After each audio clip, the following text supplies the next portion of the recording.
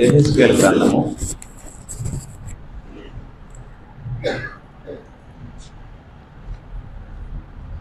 36:26.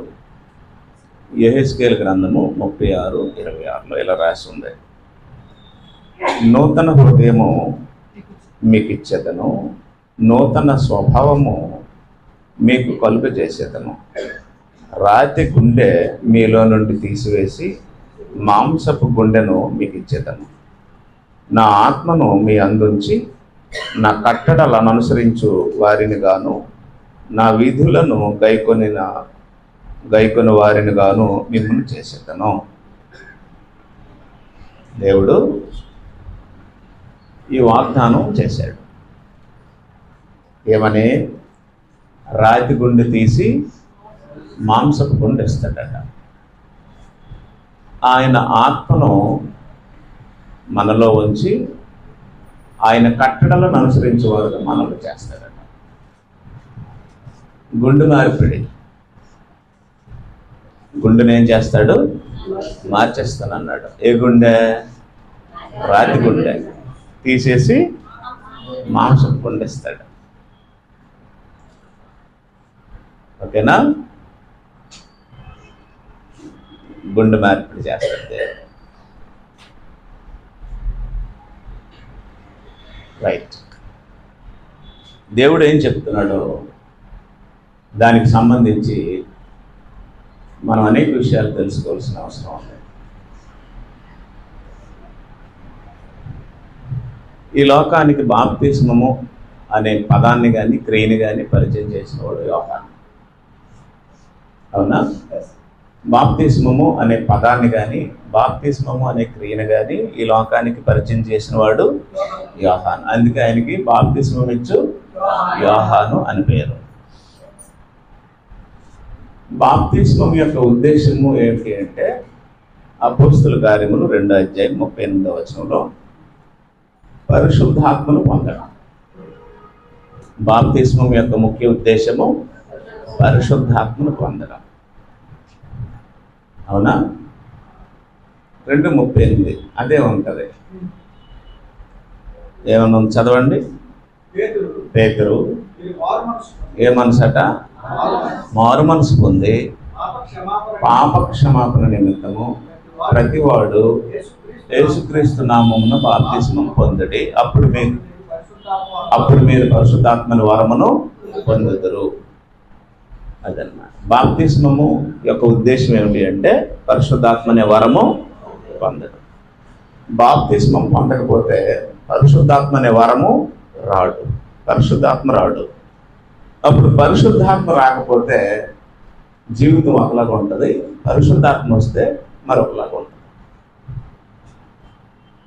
మళ్ళీ చెప్తున్నాను, ఈ లోకానికి బాప్తిస్మం అనే పదం కానీ ఆ క్రియ కానీ పరిచయం చేసిన వాడు యోహాను. బాప్తిస్మం యొక్క ఉద్దేశ్యము పరిశుద్ధాత్మను పొందడం. బాప్తిస్మం పొందే వ్యక్తిలోనికి ఎవరు వస్తారు? పరిశుద్ధాత్మ వస్తాడు. అసలు పరిశుద్ధాత్మ ఎవరు అంటే ఆయన దేవుడు, సంపూర్ణ దేవ స్వభావం గలవాడు. అట్టి ఆత్మరూపి అట్టి పరిశుద్ధాత్మ ఎక్కడికి వస్తాడు? లోపలికి వస్తాడు. రోమీలకు రాసిన పత్రిక 8వ అధ్యాయము, రోమీలకు రాసిన పత్రిక 8వ అధ్యాయం. పరిశుద్ధాత్మ లోపలికి వస్తాడు.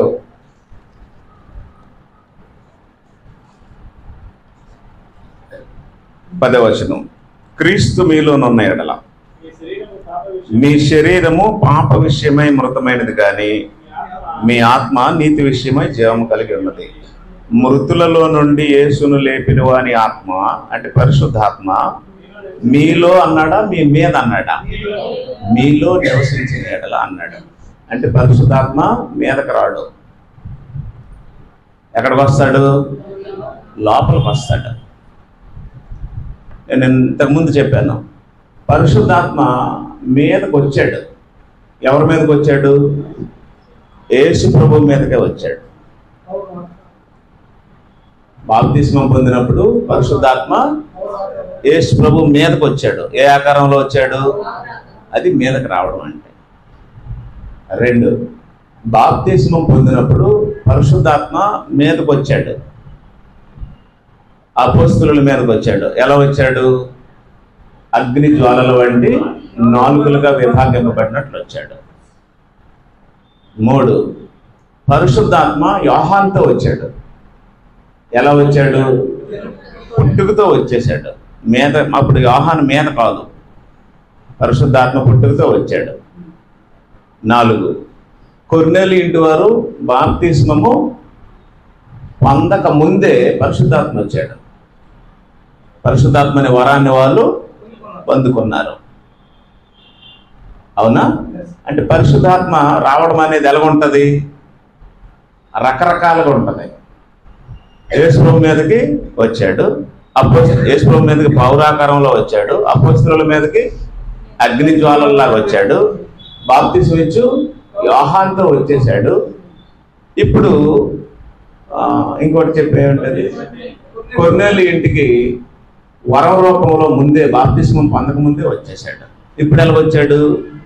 ఇప్పుడు ఎలా వస్తాడు మనకి? ఇప్పుడు పౌరాకారంలో వస్తాడా? అగ్ని జ్వాలల్లో వస్తాడా? రాడు. కొన్ని భాషల రూపంలో వస్తాడా? రాడు. ఎలా వస్తాడు? ఎలా వస్తాడు అంటే లోపలికి వస్తాడు. ఎలా వస్తాడు? శరీరంలోకి వస్తాడు. అప్పుడు దేహము దేవునికి ఆలయం అవుతుంది. చూడండి ఎంత స్పష్టంగా రాశాడు. అది చదవండి. ఆ వచనము అపోస్తలుల కార్యములు 2వ అధ్యాయము 38వ వచనంలో, పేతురు, మీరు మారు మనసు పొంది పాపక్షమాపణ నిమిత్తము ప్రతివాడు యేసుక్రీస్తు నామమున బాప్తిస్మం పొందండి, అప్పుడు మీరు పరిశుద్ధాత్మని వరమును పొందుదురు. ఏది? బాప్తిస్మం పొందితే పరిశుద్ధాత్మను పొందుతారనే ఈ వాగ్దానము మీకు, అంటే అప్పుడు బాప్తిస్మం పొందిన వారికి, వారి పిల్లలకి, దూరస్తులు అంటే భవిష్యత్తులో బాప్తిస్మం పొందబోయే అన్యజనులందరికీ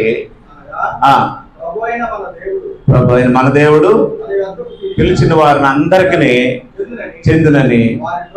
రైట్. ఇప్పుడు చెప్పండి, ఏది మనకు ఇప్పుడు చెందుతుంది? పౌరాకారం వల్ల వచ్చింది మనకు చెందుతుందా? అగ్ని జ్వాలల వల్ల వచ్చింది మనకు చెందుతుందా? తల్లి గర్భంలో నుండి వచ్చింది మనకు చెందుతుందా? బాప్తిస్మం పొందితే పరిశుద్ధాత్మ దేహంలోకి వచ్చేది మనకు చెందుతుందా? పరిశుద్ధాత్మ బాప్తిస్మం పొందినప్పుడు ఎందులోకి వస్తాడు? దేహంలోకి వస్తాడు. కాబట్టి అపోస్తలులు బ్రతికున్నప్పుడు పద్ధతులు వేరు, వాళ్ళు చనిపోయిన తర్వాత గ్రంథాన్ని రాసేసిన తర్వాత ఇప్పుడు పరిశుద్ధాత్మ వచ్చే పద్ధతి వేరు. ఇప్పుడు ఎవరికి? పౌరాకారం వాళ్ళే రాడు, నెత్తి మీదకి రాడు, అగ్ని జ్వాలల్లో రాడు, భాషలు మాట్లాడుకుంటూ రాడు. ఇప్పుడు ఎక్కడికి వస్తాడట? లోపలికి వస్తాడట. క్లియర్గా రాసింది. ఇప్పుడు చదవండి, రోమిలకు రాసిన పత్రిక 8వ అధ్యాయం 8వ వచనంలో, రోమిలకు రాసిన పత్రిక 8వ అధ్యాయం 11వ వచనంలో, మృతులలో నుండి యేసును లేపిన వాని ఆత్మ మీలో అన్నాడా? మీ మీద అన్నాడా? మీలో అంటే ఎక్కడ? లోపల, లోపల నాటబడి మీలో నివసించిన ఎడల మీరు ఆత్మ శరీర స్వభావం గలవారు వారు. కొరింథీయులకు రాసిన మొదటి పత్రిక, కొరింథీయులకు రాసిన మొదటి పత్రిక 3వ అధ్యాయము 16వ వచనం. మొదటి కొరింథీ పత్రిక 3వ అధ్యాయము 16వ వచనం. మీరు ఎవరి ఆలయము? ఎవరుంటే ఆలయం అవుతుంది? దేవుడు ఉంటేనే ఆలయం అవుతుంది. దేవుడు లేకపోతే ఆలయం అవుతుంది కదా. మనుషులు గుడి కట్టారు, ఏదో బొమ్మనో ఫోటోనో విగ్రహాన్ని పెడతారు, దేవుడు కాదు కదా. మరి దేవాలయం ఎలాగవుతుంది? కాబట్టి ఇక్కడ ఏం చెప్తున్నాడు? మీరు దేవుని ఆలయమై ఉన్నారని, దేవుని ఆత్మ అంటే పరిశుద్ధాత్మ మీలో అన్నాడా? మీ మీద అన్నాడా? మీతో అన్నాడా? మీ మీద అన్నాడా? మీలో అన్నాడా? కాబట్టి ఇప్పుడు పరిశుద్ధాత్మ ఎక్కడ వస్తాడు? లోపలికి వస్తాడు, మీ దేహంలోకి వస్తాడు. మీరు దేవుని ఆలయమై ఉన్నారని, దేవుని ఆత్మ మీలో నివసించున్నాడని మీరు ఎరగవలసిన విషయం ఇది. కాబట్టి వాడు పరిశుద్ధాత్మ ఎక్కడ వస్తాడు? నెత్తి మీదకి వస్తాడా?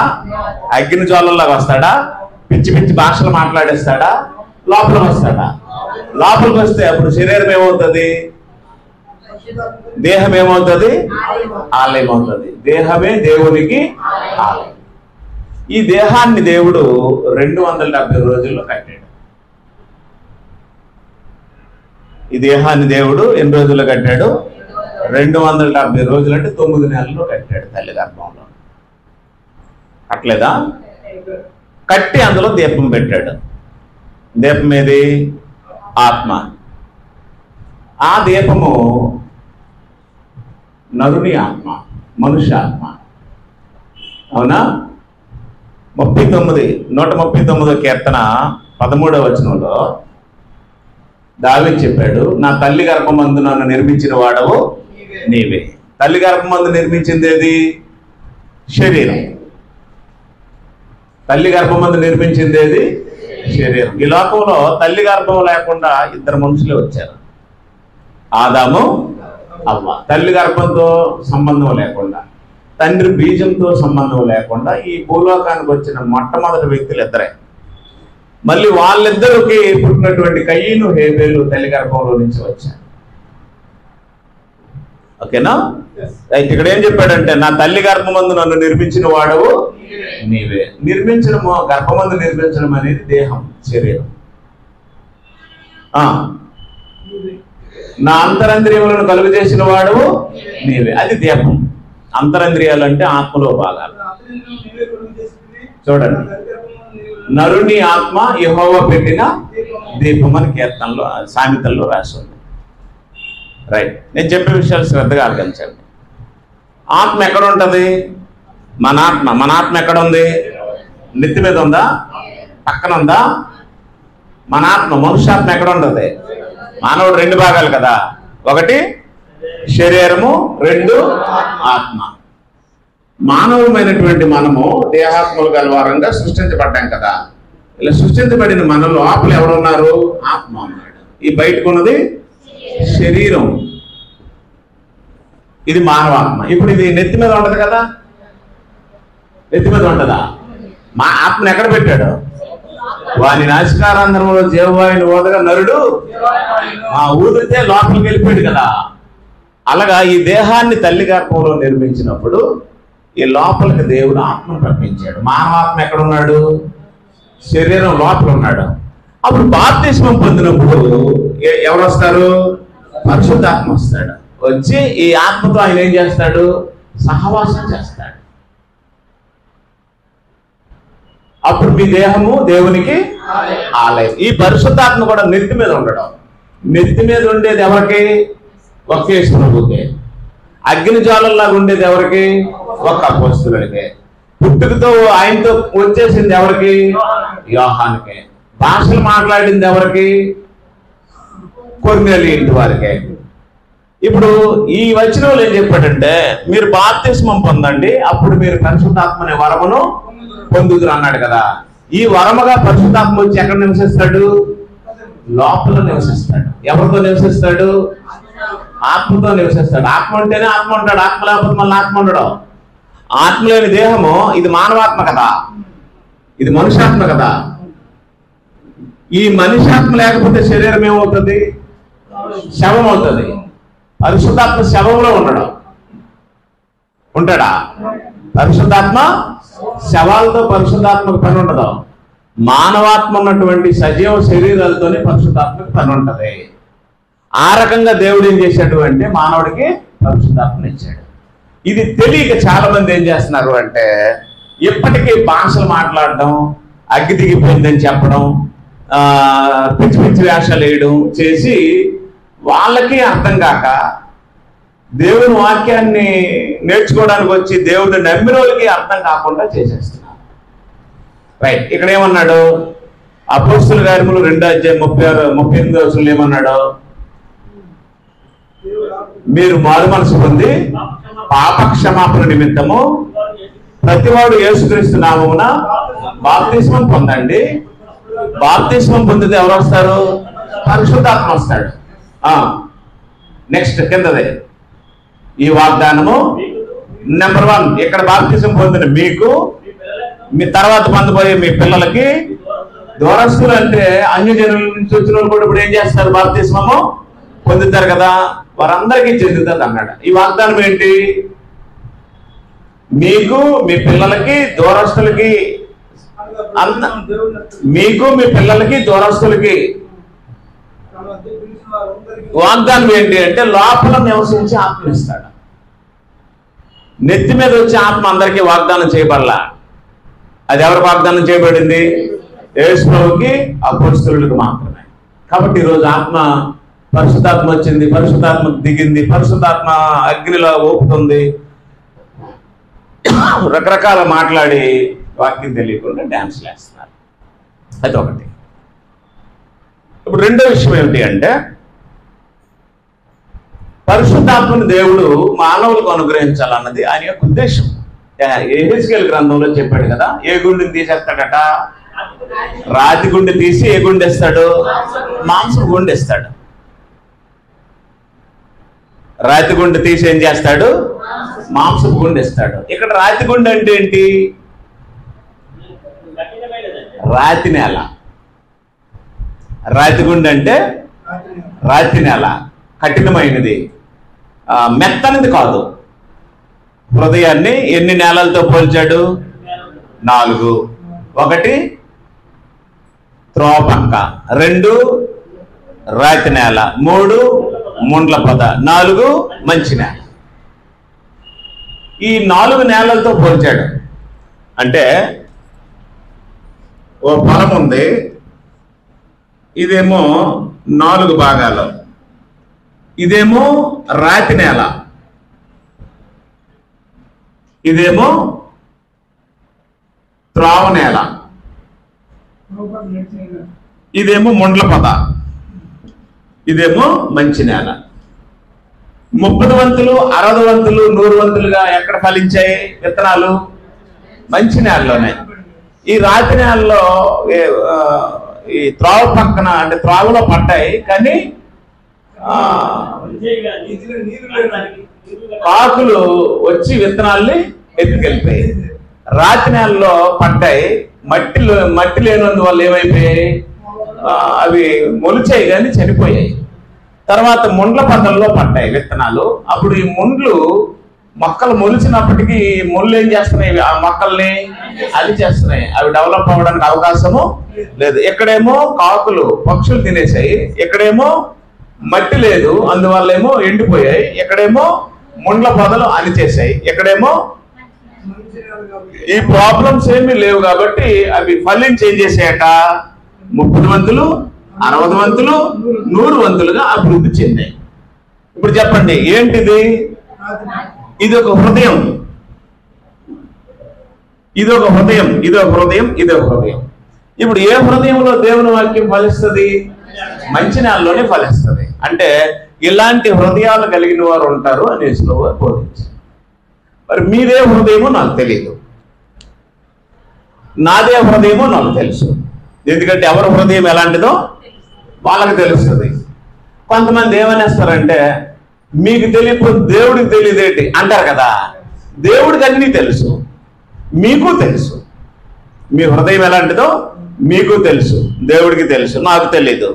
నా హృదయం ఎలాంటిదో నాకు తెలుసు, దేవుడికి తెలుసు, మీకు తెలియదు. అది ఏ రకమైనటువంటి హృదయమో నాకు తెలియదు. అంటే మీరు కఠినంగా ఉంటారా, మెత్తగా ఉంటారా, గుచ్చుకునేటట్టు మాట్లాడతారా, ఏ టైపు నాకు తెలియదు. కానీ ఎలాంటి హృదయాలు కలిగిన వారు ఉంటారని ఎవరు బోధించారు? యేసుప్రభువే బోధించారు. కాబట్టి మీరు దయతో అర్థం చేసుకోండి. ఇప్పుడు ఇంకొక మాట మీకు చెప్పాలి. ఎఫెసీయులకు రాసిన పత్రిక 4వ అధ్యాయము, ఎఫెసీయులకు రాసిన పత్రిక 4వ అధ్యాయం 1వ వచనంలో ఇలా రాసి ఉంది,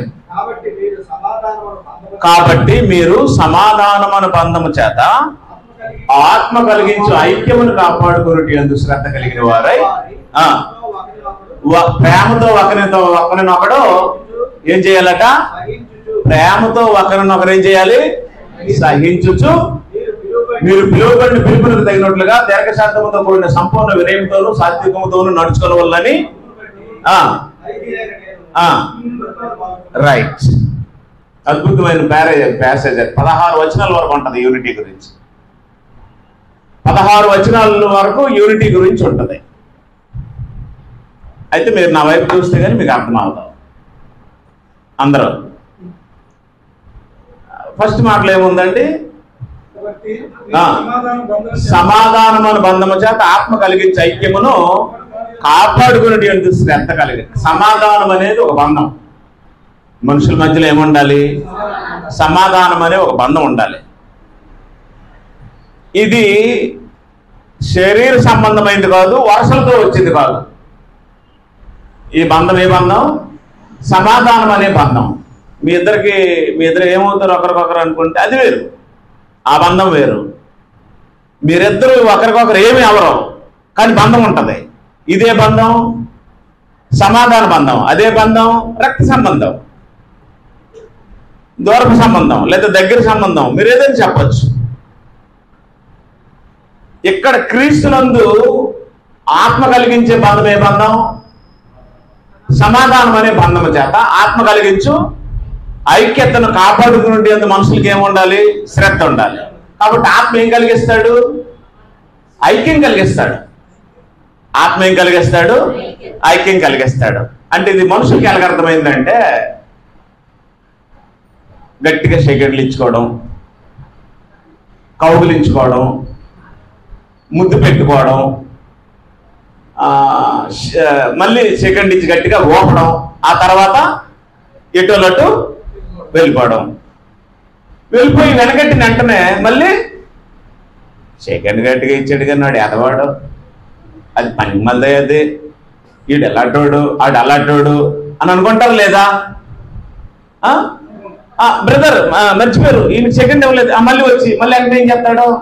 మళ్ళీ సెకండ్ ఇస్తాడు. అంటే సెకండ్లు ఇచ్చినా, గట్టిగా వాటేసుకొని కౌగులించుకున్నా, ఒకరికొకరు ముద్దులు పెట్టుకున్నా, దీన్ని ఏమనుకుంటున్నారు? ఐక్యత అనుకుంటున్నారు. దీన్ని ఏమనుకుంటున్నారు? సమాధానం అనుకుంటున్నారు. ఇది ఐక్యత, సమాధానము కాదు. నేను గట్టిగా సెకండ్ ఇస్తాను, గట్టిగా కౌగులించుకుంటాను.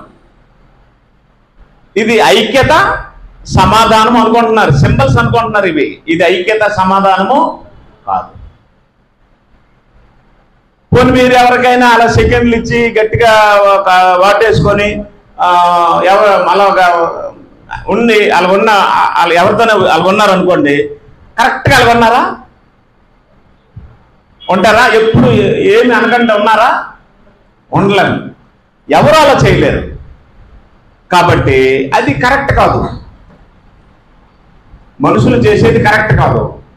ఆత్మ కలిగించే ఐక్యము అన్నాడు ఇక్కడ. ఎవరు కలిగించాలట? ఆత్మ కలిగించే ఐక్యం వేరు, మనుషులు చేసుకునే పనులు ఇవి.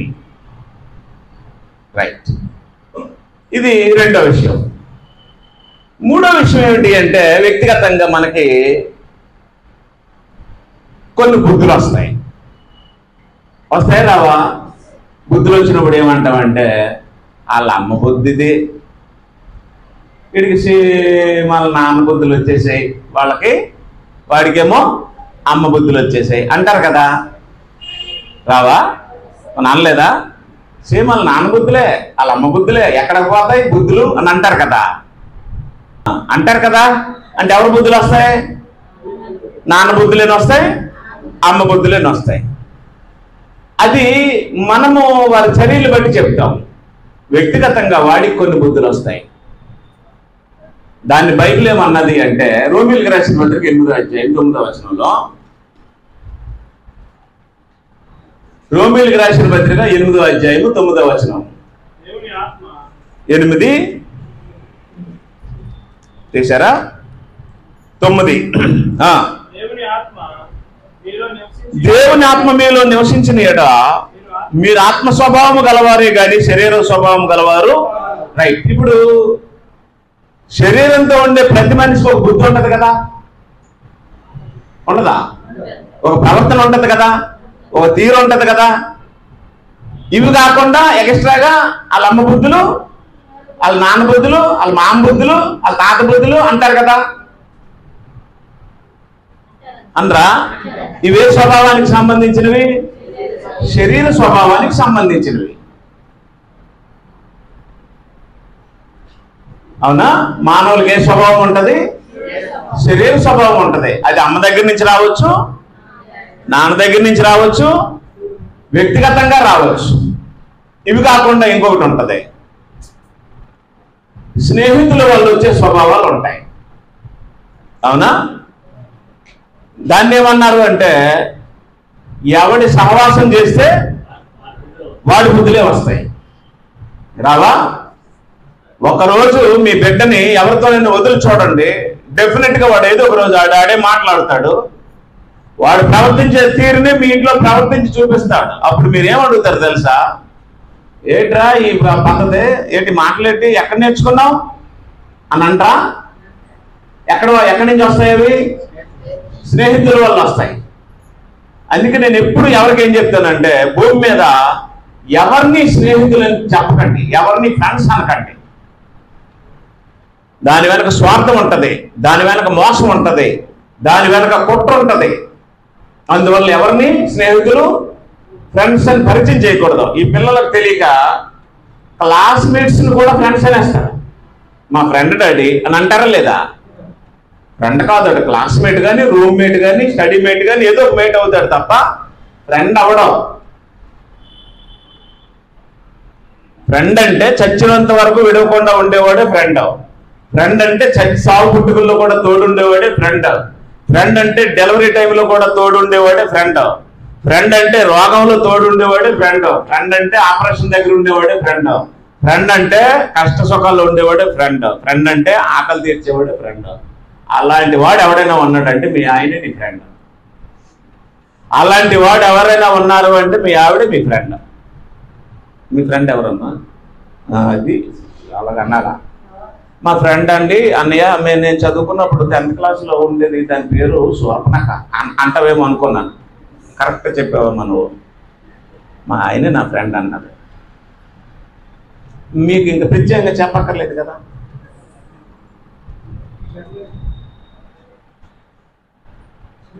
అర్థం లేదా?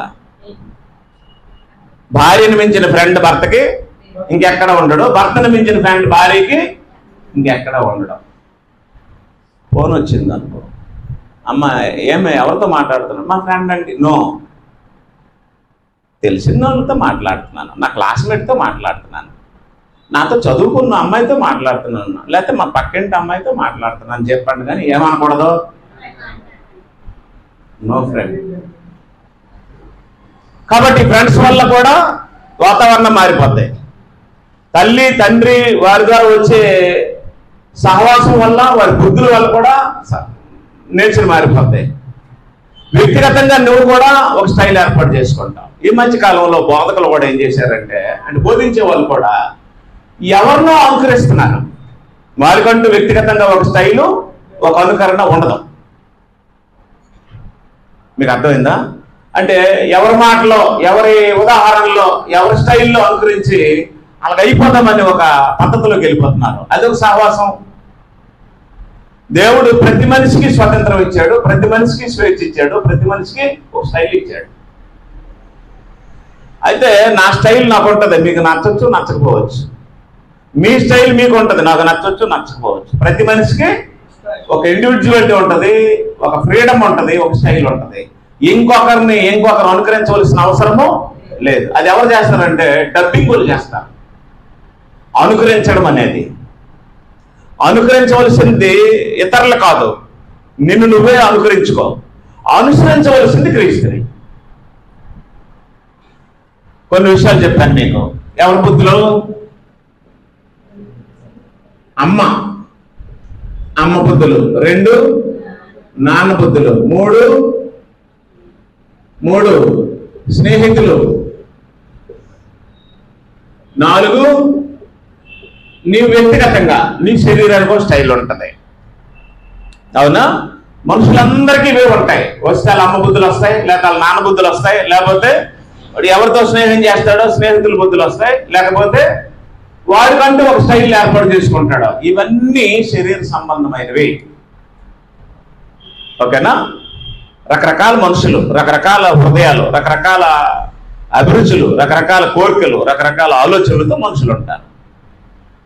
ఐక్యము అంటే సిగరెట్లు ఇచ్చుకోవడం, ఐక్యము అంటే ముద్దులు పెట్టుకోవడం, ఐక్యం అంటే మనుషులు కౌగులించుకోవడం, సమాధానము అనేవి అవి కావు. ఐక్యం అది కాదు, సమాధానం అది కాదు. చెప్పడం చేత కాకపోతే నేనేం చేయలేను, అర్థం అవ్వకపోతే నాకు నేనేం చేయలేను. కానీ వాస్తవానికి సమాధానం అంటే చేతులు కలుపుకునేది కాదు, ఐక్యత అంటే శరీరాలు కలుసుకునేది కాదు.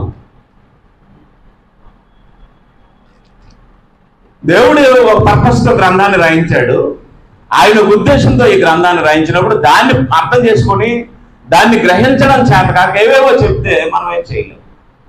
వాస్తవాలు ఎలా ఉన్నాయి? ఏంటి వాస్తవాలు అంటే, ఇప్పుడు నేను మీకు చెప్పాను, బాప్తిస్మము యొక్క ఉద్దేశం ఏంటి? బాప్తిస్మం యొక్క ఉద్దేశం ఏంటి? పరిశుద్ధాత్మను పొందడం. ఈ పరిశుద్ధాత్మను పొందడంలో రకాలు ఉన్నాయి కదా. నీదే రకం? అగ్నిజ్వాలల్లో వచ్చే రకమా? కాదు. అది ఎవరికి?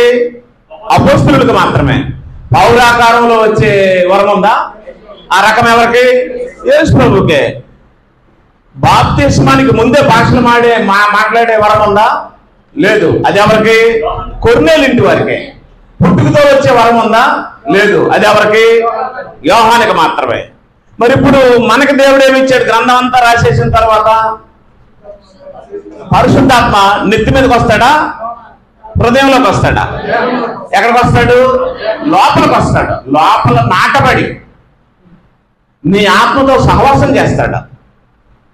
పరిశుద్ధాత్మ రెండు రకాలుగా పనిచేస్తాడు. ఒకటి నీ ఆత్మతో ఉంటాడు, రెండు ఆయన ప్రేరేపించి భక్తుల చేత రాయించినటువంటి వాక్యాన్ని నీ నోటిలో, నీ చెవులో, నీ హృదయంలో, నీ అడుగులకి దీపంగా ఉండేటట్లు ఇస్తాడు. నీ వాక్యము నా పాదములకు దీపము, నా త్రోవకు వెలుగు. నీ వాక్యము లేకపోతే నేను ఎందుకు పనికిరాను అన్నట్టు వాక్యాన్ని అనుసరించేటట్లు రాయించాడు. కళ్ళుతో చూసి చదివి నేర్చుకొని మనం ప్రవర్తించడానికి. రెండు, శవాలతో పరిశుద్ధాత్మ సహవాసం చేయడం. లోపల ఎవరు ఉండాలి? మానవాత్మ ఉండాలి. మానవాత్మతో ఉన్నప్పుడే పరిశుద్ధాత్మ ఏం చేస్తాడు? ఆ లోపల ఉండి మానవాత్మతో కలిసి ఏం చేస్తాడు? సహవాసం చేస్తాడు. రోమిలకు రాసిన పత్రిక 8వ అధ్యాయం 26వ వచనం. అటువలే ఆత్మీయ మన బలహీనతలను చూసి సహాయం చేయుచున్నాడు. అనగా మనం యుక్తముగా ఎలాగో ప్రార్థన చేయవలనో మనకు తెలియదు కానీ వచ్చరంప సఖ్యము కాని మూలుగులతో ఆత్మ తానే మన పక్షమున విజ్ఞాపన. రైట్. ఇప్పుడు ప్రార్థన చేసేది ఎవరు? మనం. ప్రార్థన చేయడానికి మోకరించేది ఎవరు? మనం. ప్రార్థన చెయ్యాలి అనే తలంపు ఎవరికి ఉంటుంది? మనకు ఉంటుంది. అలా మనం మోకరించి ప్రార్థన చేయడానికి ఏకీభవిస్తే ఎలా ప్రార్థన చెయ్యాలో అనే మూలుగుని మన ద్వారా వచ్చింపజేసేది ఎవరు? పరిశుద్ధాత్మ. పరిశుద్ధాత్మ లేకుండా మానవుడికి ప్రార్థన చేయడము రాదు. అయితే ఈ మధ్య అనేక మంది రకరకాల ప్రార్థనలు చేస్తున్నారు. వాళ్ళకి పరిశుద్ధాత్మ లేడని మాకు తెలుసు. పరిశుద్ధాత్మ అంటే ప్రార్థన వాక్యానుసారంగా ఉంటుంది. ప్రార్థన కూడా బైబిల్ పదాలను అనుసరించి ఉంటుంది. ఈ మధ్యకాలంలో తండ్రికి ప్రార్థన చేయాలో, కుమారుడికి ప్రార్థన చేయాలో, పరిశుద్ధాత్మకు ప్రార్థన చేయాలో, ఎవరికి ప్రార్థన చేయాలో తెలియక ఇష్టానుసారమైన మాటలు వాడేస్తున్నారు. తండ్రి అంటున్నాడు, నాయన దేవా, పరిశుద్ధాత్మ నాయన, పరిశుద్ధాత్మ దేవుడా, యేసయ్య అని అన్నారు లేదా? దేవత్వం గల ఈ ముగ్గురు వ్యక్తుల్లో ప్రార్థన ఎవరికి చేయాలో, ప్రార్థన ఎవరి ద్వారా చేయాలో, ప్రార్థన చేయడానికి మనతో ఎవరు మూలిగిస్తారో, ప్రార్థన ఎవరి ద్వారా సమర్పించాలో అన్నటువంటి ఈ వేరియేషన్ కూడా తెలియకుండా రకరకాలుగా ప్రార్థనలు చేస్తున్నారు. రైట్. నేనేం చెప్పాలనుకుంటున్నాను మీరు అర్థం చేసుకోండి. బాప్తిస్మం పరిచయం చేసింది ఎవరు? యోహాను. బాప్తిస్మం యొక్క ఉద్దేశం ఏంటి? పరిశుద్ధాత్మను పొందడం. పరిశుద్ధాత్మను పొందడంలో కొన్ని రకాలు ఉన్నాయి. అయితే మనకే రకం ఇచ్చాడు? లోపల. లోపల నాటబడేటట్లు. అంతే. లోపల అంటే ఎక్కడ? దేహములో. దేహములో. ఇప్పుడు పరిశుద్ధాత్మ ఎక్కడికి వస్తాడు?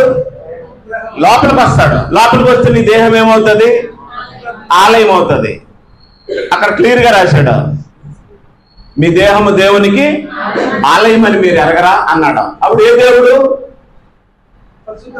మనలో నివసించేది యేసు ప్రభువా? ఇప్పుడు ఆయన ఎక్కడ ఉన్నాడు? సింహాసనాసీనుడై ఉన్నాడు, తండ్రి కుడి పార్శ్వాన ఉన్నాడు. మరి మనలో నివసించేది యెహోవా దేవుడా? ఆయన ఎక్కడున్నాడు? నిరంతరము సింహాసనాసీనుడై ఉన్నాడు. యేసు ప్రభు మృతుల్లో నుంచి తిరిగి లేచి వెళ్ళిన తర్వాత ఇప్పుడు సింహాసనాన్ని పంచుకున్నారు వాళ్ళిద్దరం. దేవుడు సింహాసనాసీనుడై ఉన్నాడు. ఆ పక్కన ఎవరిని కూర్చోమన్నాడు? ఈ భూలోకంలో పాపాన్ని, మరణాన్ని, సమస్తాన్ని జయించి వచ్చావు. నీవు నా కుమారుడివి, నేడు నేను నిన్ను కని ఉన్నాను, నా కుడి పార్శ్వాన కూర్చొని ఆ సింహాసనాన్ని వారు షేర్ చేసుకుని అక్కడ ఉన్నారు. వాళ్ళిరువురు అక్కడ ఉండగా ఇప్పుడు నీ దేహము దేవునికి ఆలయం అయ్యేటట్లు ఎవరిని పంపించారు? ఆ పరిశుద్ధాత్మ నీ దేహంలోకి వచ్చేటట్లు పంపించారు. మూడో వ్యక్తి వచ్చాడు నీలోకి. అవునా? ఈ మూడో వ్యక్తిని నీలోనికి పంపించడానికి గల కారణాలు ఏంటి ఇప్పుడు మనం తెలుసుకోవాలి. అవునా? రైట్. ఇప్పుడు చాలా మంది ఏమనుకుంటున్నారంటే పరిశుద్ధాత్మ వస్తే భాషలు మాట్లాడతాము అనుకుంటున్నారు. పరిశుద్ధాత్మ వస్తే కిందకి తోసేస్తాడు, డబ్బులు పడిపోతున్నారు కదా. నన్ను పడేస్తారా ఏంటి? టచ్చని నాకు అంటాడు. మీరు చూస్తున్నారు కదా టీవీల్లో మనుషుల్ని తోసేయడం, రుమాలు లోపడం, నీళ్లు చల్లడం, ఇష్టానుసారంగా పిచ్చి పిచ్చి పనులు చేయడం, ఇవన్నీ ఎవరు చేస్తున్నారని చెప్తున్నారు? మళ్ళీ పరిశుద్ధాత్మ చేస్తున్నాడని చెప్తున్నారు. పరిశుద్ధాత్మ అలాంటి పనులు చేసేవాడు కాదు. మనం చదివాం యెహెజ్కేలు గ్రంథం 26:36లో రాతి గుండె తీసి మాంసపు గుండె ఇస్తామన్నాడు. అవునా? ఇప్పుడు తీయండి, ఆలోచన మీకు బాగా అర్థమవుతుంది. యెహెజ్కేలు గ్రంథం 26:36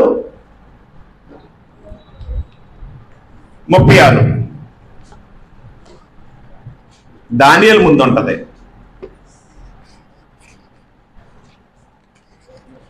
ఏ గుండె తీసి ఏ గుండె ఇస్తామన్నాడు?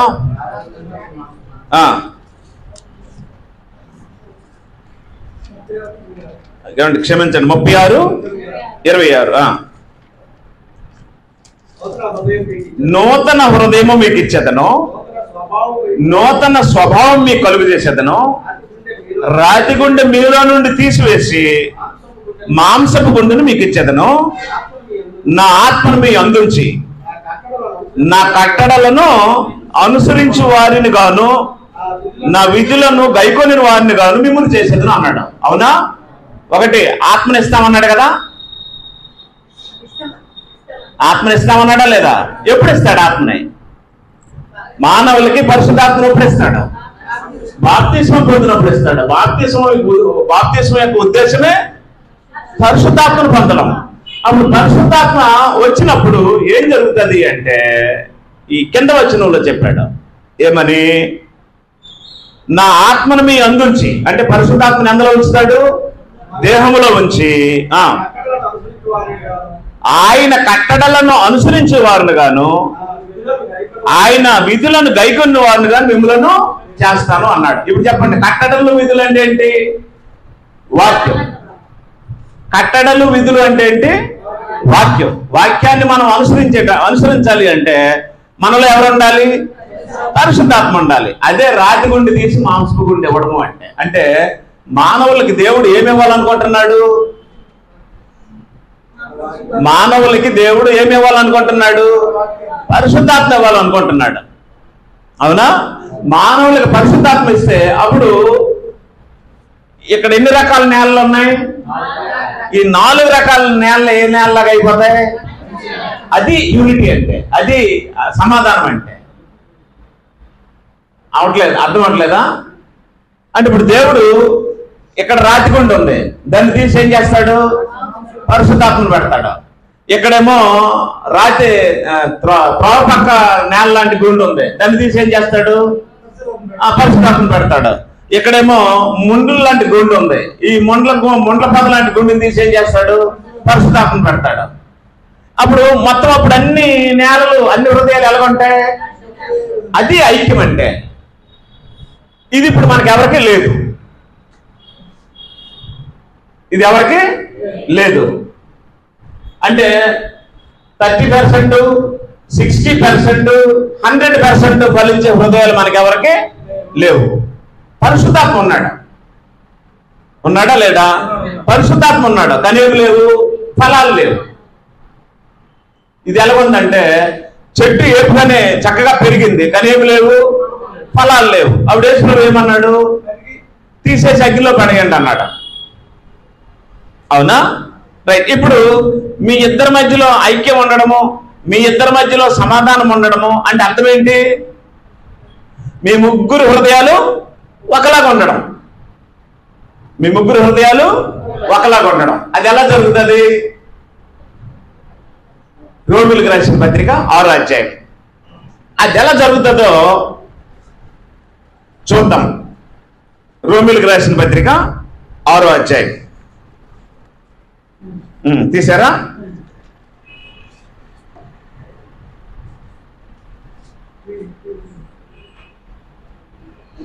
తీసారా మిస్టర్? తీసావా?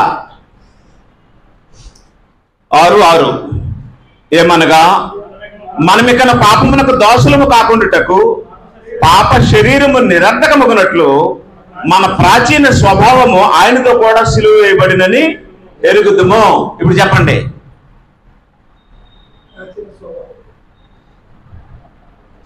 మన ప్రాచీన స్వభావం ఆయనతో ఏమవ్వాలి? ప్రాచీన స్వభావం సిలువ వేయబడితే అప్పుడు ఏ స్వభావం వస్తుంది? నవీన స్వభావం వస్తుంది. ఇక్కడ సమస్య ఏంటి?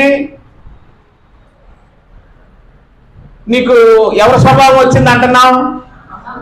అమ్మలాగా తయారైంది అంటున్నారు, అత్తలా తయారైంది, లేదా నాన్నలా తయారయ్యాడు, లేదా ఆడిలా తయారయ్యాడు, ఆడి ఫ్రెండ్లా తయారయ్యాడు అంటున్నారు కదా.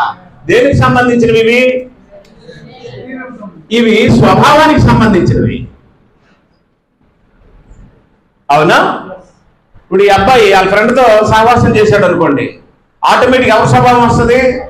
వాళ్ళ ఫ్రెండ్ స్వభావం వస్తుంది. అవునా? వాళ్ళ అమ్మతో సహవాసం చేశాడు అనుకోండి, ఎవరి స్వభావం వస్తుంది? అమ్మ బుద్ధులు వచ్చాయి అని అంటారు. నాన్నతో సహవాసం చేశాడు అనుకోండి, ఎవరి బుద్ధులు వచ్చాయి? నాన్న బుద్ధులు. అలాగనమాట. ఇప్పుడు సమస్య ఏంటి? మానవుల్లో ఉండే సమస్య ఏంటి అంటే రాతి నేల, త్రోవ నేల, ముండ్ల పదలు అని అంటున్నాం కదా. సమస్య ఏంటి? బుద్ధులు మారలేదు. ఏం మారలేదు? స్వభావం మారలేదు. ఇంకెవరి స్వభావంలో ఉన్నావు? అమ్మ స్వభావంలోనూ, నాన్న స్వభావంలోనూ, స్నేహితుల స్వభావంలోనూ, నీ శరీర స్వభావంలోనూ ఉన్నాం. అవునా? ఇటు మారినటువంటి స్వభావాలు కలిగిన అనేక మంది ఐక్యం అవ్వాలి అన్నాడు. ఐక్యం అవ్వాలంటే అప్పుడు అందరి స్వభావాలు ఏమవ్వాలి? మరి అందరిలోనూ ఒకే పరిశుద్ధాత్మ ఉంటే అప్పుడు అందరూ ఎందుకు ఒకటి అవ్వకుంటున్నారు?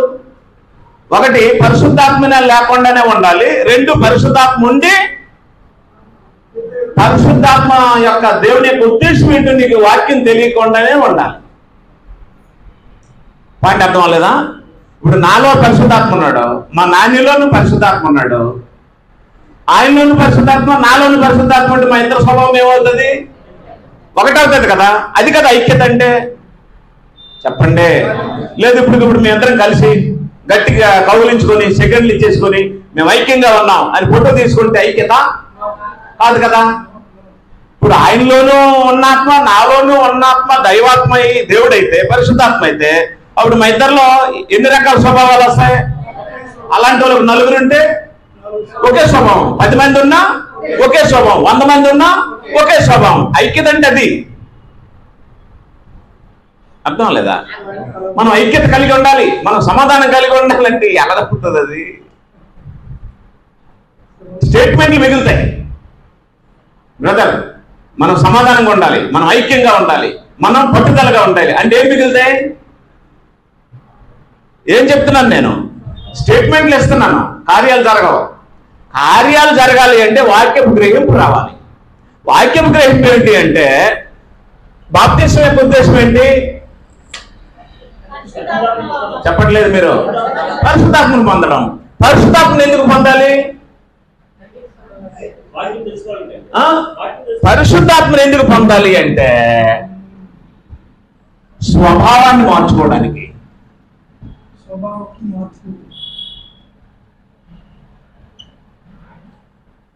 పరిశుద్ధాత్మను ఎందుకు పొందాలి? స్వభావాన్ని మార్చుకోవడానికి పొందాలి. అప్పుడు మనకున్న స్వభావం ఏ స్వభావం అని బైబిల్ చెప్పింది? ప్రాచీన స్వభావం. ఇప్పుడు ఏ స్వభావం రావాలి? నవీన స్వభావం రావాలి. బాప్తిస్మం పొందకముందు ఏ స్వభావం ఉంటది? ప్రాచీన స్వభావం ఉంటది. అమ్మ బుద్ధో, నాన్న బుద్ధో, నీ బుద్ధో, ఫ్రెండ్ బుద్ధో, ఏదో ఒక బుద్ధి. ఇప్పుడు బాప్తిస్మం పొందిన తర్వాత అందరిలో ఏం రావాలి? నవీన స్వభావం రావాలి. మళ్ళీ చెప్తున్నాను, బాప్తిస్మం యొక్క ఉద్దేశము పరిశుద్ధాత్మను పొందడం. పరిశుద్ధాత్మ పొందడంలో గల ఉద్దేశము స్వభావాన్ని ఏం చేయాలి? స్వభావాన్ని మార్చుకోవాలి. ఇప్పుడు పరిశుద్ధాత్మ ఎవరు? దేవుడు. పరిశుద్ధాత్మ ఎవరు? దేవుడు. ఇప్పుడు ఎవరి స్వభావం రావాలి మనకి? దేవుడి స్వభావం రావాలి. పేతురు రాసిన మొదటి పత్రిక, పేతురు పత్రిక 2 పేతురు మొదటి అధ్యాయం, పేజీ నెంబరు 218 నా బైబిల్లో. తీసారా? 218 మొదటి అధ్యాయం. ఆ మహిమ గుణాతిశయములను బట్టి, తీసారా? వాళ్ళు తీయపోతే వినండి. ఆ మహిమ గుణాతిశయములను బట్టి ఆయన మనకు అమూల్యములను అత్యధికములనైనా వాగ్దానం అనుగ్రహించి ఉన్నాడు. దురాశను అనుసరించడం వలన లోకమందున్న భ్రష్టత్వముని ఈ వాగ్దానముల మూలముగా మీరు తప్పించుకొని ఏ స్వభావం మందు అంటే దేవుడికి కూడా ఏముంది? స్వభావం ఉంది. దేవుడికి ఏముంది? స్వభావం ఉంది. ఇప్పుడు పరిశుద్ధాత్మ వచ్చి ఏం చేస్తాడు? దేవ స్వభావం మందు మనల్ని పాలువారుగా చేస్తాడు. అవునా? దేవ స్వభావం మందు మనల్ని ఏం చేస్తాడు? పాలువారుగా చేస్తాడు. ఇక్కడ రాసి ఉంది క్లియర్గా, ఈ వాగ్దానముల మూలముగా మీరు లోకమందున్న భ్రష్టత్వం ఈ వాగ్దానం మూలంగా మీరు తప్పించుకొని దేవ స్వభావం మందు పాలువారగినట్లు వాటిని అనుగ్రహించను. ఇప్పుడు మనిషి ఏమవ్వాలి? దేవ స్వభావమునందు ఏమవ్వాలి? పాలువారు అవ్వాలి. కాబట్టి ఉద్దేశం ఏంటి? దేవ స్వభావమందు పాలువారు అవ్వాలి అంటే మనలో ఎవరి స్వభావం ఏర్పడాలి? దేవుని స్వభావం ఏర్పడాలి. అవునా? అర్థమవట్లేదా? దేవుని స్వభావము నెత్తి మీద వస్తుందా? బీప్ మీద వస్తుందా? సీట్లోనే వస్తుందా? ముడుకుల్లోనే వస్తుందా? చేతుల్లోనే వస్తుందా? హృదయంలోనే వస్తుందా? అప్పుడు హృదయంలో మనకు అలాంటి స్వభావం రావాలంటే ఏ హృదయం కావాలి? రాతి గుండె తీసేయాలి. అప్పుడు ఏ గుండె రావాలి? మాంసపు గుండె రావాలి. అంటే హృదయాన్ని ఏం చేసుకోవాలి? మెత్తపరుచుకోవాలి. ఇశ్రాయేలీల ప్రాబ్లం ఏంటంటే వాళ్ళు హృదయాన్ని కఠినం చేసుకున్నారు. బ్రదర్ కోటేశ్వర గారు, ఇశ్రాయేలీల సర్వ సమాజం యొక్క ప్రాబ్లం ఏంటంటే హృదయాన్ని ఏం చేసుకున్నారు? కఠినపరుచుకున్నారు. వాళ్ళు స్టిఫ్ నెక్కడ్ పీపుల్ అట, మెడవంచరట, వాళ్ళు ఇలాగే ఉంటారట. దించో అలా దించు అనే సరే ఏం చేయరట, దించవలసిన అవసరం లేదంటారట. హృదయం కఠినం చేసుకొని కురువిందంలా చేసుకున్నారంట. కఠిన హృదయంలో ఎవరుండరు? దేవుని ఆత్మ ఉండడం. కాబట్టి ముందు హృదయాన్ని ఏం చేసుకోవాలి? మెత్తని చేసుకోవాలి. మాంసపు హృదయం అన్నాడు కదా. కఠిన హృదయం తీసుకొని ఏం చేసుకోవాలి? మెత్తన హృదయం చేసుకోవాలి. కఠిన హృదయం పోయి మెత్తన హృదయం వస్తే అట్టి మెత్తన హృదయం లోపలికి ఎవరు వస్తారు? పరిశుద్ధాత్మ వస్తాడు. వస్తాడా రాడా? అప్పుడు పరిశుద్ధాత్మ వచ్చి నీతో నీ ఆత్మతో ఏం చేస్తాడు? సహవాసం చేస్తాడు. అవునా? నీ ఆత్మతో పరిశుద్ధాత్మ సహవాసం చేసి ఏం చేస్తాడు అంటే దేవుని వాక్యాల్ని నువ్వు అనుసరించేటట్లు, దేవుని వాక్యాలు ఏం చేయాలి? నువ్వు అనుసరించేటట్లు నిన్ను ప్రేరేపిస్తాడు. మీకు ఒక మాట అడుగుతాను, సమాధానం చెప్పండి. మీకు పరిశుద్ధాత్మ ఉన్నాడో లేదో మీకు క్లియర్గా తెలిసిపోతాయి.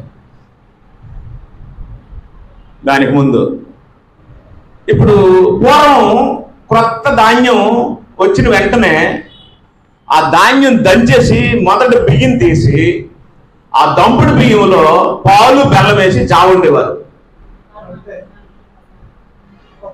అమ్మయ్యా జావ దగ్గరికి వచ్చాడండి అన్నాళ్ళకి. ఏ అన్నం అనుకుంటారో మరి, పరమాన్నం అనుకుంటారు, గిరమన్నం అనుకుంటారు, నాకు అనవసరం. వండేవారు కదా, అందులో కొబ్బరి మొక్కలు వేసేవారు. అవునా? మీరు అది తిన్నప్పుడు ఎలాగుండేది? అద్భుతంగా ఉండేది. ఇప్పుడంటే బియ్యం మారిపోయాయి. అప్పుడు దంచి తీసినటువంటి బియ్యంలో స్వచ్ఛమైనటువంటి పాలు బెల్లం వేసి వండి అందులో కొబ్బరి మొక్కలు యాలకులు వేసి తింటే అద్భుతంగా ఉండేది కదా. ఇంకా ఇంకా కావాలి, ఇంకా కొంచెం లేదా, ఇంకా తింటే బాగున్నాం అని అనిపించి పిల్లలు ఏం చెప్పేవారంటే, అమ్మ మళ్ళీ వండవా, మళ్ళీ జావ వండవా అని అనేవారు కదా. తినాలనిపించేదా, చాలనిపించేదా? ఎంత తిన్నా తినాలనిపించేది. అమృతం ఎలా ఉంటుందో నాకు తెలియదు, నేను తినలేదు. జుంటితే ఎలా ఉంటుందో నాకు తెలియదు, నేను తినలేదు. కానీ బైబిల్ చదివితే ఈ జుంటి తేనె పనికిరాదు, ఈ తేనె పనికిరాదు, ఇప్పుడు నేను చెప్పిన ఈ జావ కూడా పనికిరాదు. అలా చదివారా బైబిల్?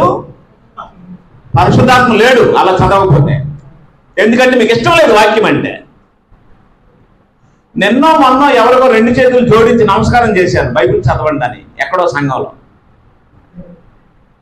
అవసరమైతే మీ కాలుకైనా దండం పెడతాను, మీకు నమస్కారం చేస్తాను, కానీ ప్రతిరోజు ఏం చేయమన్నాను? బైబిల్ చదవండి అని చెప్పాను. మాస్టర్ గారు ఇవాళ అద్భుతంగా చదివించారు. ఏమని సార్? నేను అందరికి ఒకటే రిక్వెస్ట్ చేస్తాను, అంటే మీకు ఎలా ఉంటుందో నాకు తెలియదు. నేనైతే బైబిల్ తీస్తే వదలబుద్ధి. అది చదువుతుంటే చదువుతుంటే చదువుతుంటే ఇంక తర్వాత ఏముందని ఈ తేనె తిన్న దానికంటే, చావ తిన్న దానికంటే, ఈ పాలు తాగిన దానికంటే ఇంకా మధురమైనది భూమి మీద ఏదైనా ఉందంటే ఆ వాక్యమే. పరిశుద్ధాత్మ ఉన్నోళ్ళు అలాంటి పనులు చేస్తారు. పరిశుద్ధాత్మ లేని వాళ్ళు ఏం చేస్తారంటే, ఆ బైబిల్ అక్కడే ఉంటది, బైబిల్ మీద కూడా సెలబ్రేట్ రీల్ చూస్తారు. ఇంకో దరిద్రం ఉందో చెప్పనా? బైబిల్ ఒక్క పేరా చదివితే రెప్పలు పడిపోతాయి. మీరు రీళ్లు ఒక గంట చూడండి, అస్సలు నిద్ర రాదు. అప్పుడు సిగ్గులా కనిపిస్తుందా? అప్పుడు పరిశుద్ధాత్మ ఉందంటే. మీకు అర్థం అవ్వట్లేదా? ఇదేంటిది, ప్రార్థన లేదు, బైబిల్ చదవలేదు, ఎంతసేపు చాలా చూసానండి, అదొక ఏం బుద్ధి నాది అని ఎప్పుడైనా అనిపిస్తుందా? అప్పుడు లోపల ఎవరున్నారు? ఇంకా ఉన్నాడు, వెళ్ళిపోలేదు, నిన్ను వదిలేసి జాగ్రత్త. పరిశుద్ధాత్మ ఉన్నాడు, ఇంకా జాగ్రత్త. ఇప్పటికైనా మించిపోయింది లేదు, కాపాడుకో. నా పాయింట్ మీకు అర్థమైందా? ఉద్దేశం చెప్తున్నాను. బాప్తిస్మాన్ని లోకానికి పరిచయం చేసింది ఎవరు? యోహాను. బాప్తిస్మం యొక్క ఉద్దేశం ఏంటి? పరిశుద్ధాత్మను పొందడం. పరిశుద్ధాత్మను పొందడంలో రకాలు ఉన్నాయి. అయితే ఇప్పుడు ఉన్నటువంటి రకం ఏంటి? ఎక్కడికి వస్తాడు? మీ ఇంటి మీదకి వస్తాడా? నెత్తి మీదకి వస్తాడా? పుట్టుకతో వస్తాడా? బాప్తిసం పొందక ముందే వస్తాడా? బాప్తిసం పొందినప్పుడు లోపలికి వస్తాడా? లోపలికి వస్తాడు. అయితే ఆయన ఎవరు? ఆయన దేవుడు. పరిశుద్ధాత్మ ఎవరు? పరిశుద్ధాత్మ దేవుడు. ఎవరు పంపించారు ఆయన్ని? దేవుడే పంపించాడు, యేసుక్రీస్తు ద్వారా. అవునా? ఆ యేసుక్రీస్తు ద్వారా బాప్తిస్మం పొందినప్పుడు నీకు వచ్చినటువంటి పరిశుద్ధాత్ముడు నీ స్వభావాన్ని మార్చుకోవడానికి వస్తాడు. అవునా? స్వభావం మారడం వేరు, మనుషులు కింద దోషుడు వేరు. అప్పుడు వచ్చినటువంటి ఆ పరిశుద్ధాత్మ నీ లోపలికి వచ్చి ఏం చేస్తాడు? నీ స్వభావాన్ని మార్చి, అమ్మ స్వభావం కానీ, నాన్న స్వభావం కానీ, స్నేహితుల స్వభావం కానీ, నీ శరీర స్వభావం కానీ లేకుండా నిన్ను ఎవరితో పాలువారుగా చేస్తాడు? దేవుని స్వభావం నీకు వచ్చేటట్లు చేస్తాడు. అవునా? అలా రావడానికి 2 పనులు జరుగుతాయి. ఒకటి, పరిశుద్ధాత్మ నా దేహంలో ఉన్నాడని నువ్వు భయపడాలి. 2, నీ హృదయాన్ని మెత్తగా చేసుకొని ఉండాలి, ఎప్పుడు కఠిన పంచుకోకూడదు. 3, దేవుని యొక్క వాక్యాన్ని, ఈ వాక్యం అనే పాలని ఎప్పుడు మానకూడదు. ఇదిగో మా విజయ అమ్మ వచ్చింది, విజయమ్మ ఆ పిల్లకి ఆ చిన్న పాపకి ఎప్పుడు పాలు పెడుతూ ఉంటుంది, కారులోను కానీ ఇంట్లో కానీ ఎక్కడ ఏడ్చినప్పుడల్లా పాలు కావాలి పాపకి. ఇప్పుడు బేబీ ఎదగాలంటే ఏం కావాలి? పాలే. ఇప్పుడు మనం కూడా ఆత్మ సంబంధంగా ఎదగాలంటే ఏం కావాలి? పాలే. దేవుని వాక్యాన్ని దేనితో అన్నాడు? పాలతో పోల్చి. దేవుని వాక్యం అనే పాలు లేకపోతే మనం ఎదగడానికి, తల్లి పాలు లేకపోతే బిడ్డ ఎదగదు అన్నది ఎంత సత్యమో, దేవుని వాక్యం లేకపోతే మనం కూడా ఎదగలేమన్నది అంతే సత్యం. అందువల్ల దేవుని వాక్యం అనే ఈ పాలను అపేక్షించాలట. సమయం దొరికినప్పుడల్లా చదవడము, వినడము, చెప్పడం.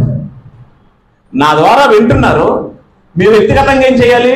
చదువుకోవాలి, పరోక్షంగా ఎవరికో ఒకరికి చెప్తూ ఉండాలి. ఈ 3 పనులు నీ నాలుగు ద్వారా, ఈ వాక్యము నీ చెవుల ద్వారా, నీ జ్ఞానేంద్రియాల ద్వారా ఈ వాక్యం ఎప్పుడైతే నడుస్తుందో అప్పుడు నువ్వు క్షేమంగా ఉంటావు. అర్థమైందా? నూతిలో ఉన్నటువంటి నీళ్లు తోడితే మంచిదా, అలా ఉంచితే మంచిదా? తోడితే మళ్ళీ ఏం జరుగుతుంది? మళ్ళీ కొత్త నీరు ఊరుతూ ఉంటది. ఇంట్లో ఉండే విత్తనాలు దాచుకుంటే మంచిదా, చల్లితే మంచిదా? చల్లితే మళ్ళీ ఏమొస్తాయి? ఫలాలు వస్తాయి. ఇప్పుడు వాక్యము జ్ఞానేంద్రియమైనటువంటి చెవి ద్వారా వినాలి, మరొక జ్ఞానేంద్రియమైనటువంటి ఈ కళ్ళు ద్వారా చూడాలి, చదువుకోవాలి, మరొక జ్ఞానేంద్రియమైన ఈ నోటి ద్వారా ఇతరులకు ఏం చేయాలి? చెప్పాలి. ఈ 3 పనులు ఎప్పుడైతే నీతో జరుగుతుంటాయో పరిశుద్ధాత్మ నిన్ను ఒక మిషన్ లాగా వాడుకుంటాడు. మిషనరీ అంటే అర్థం అది.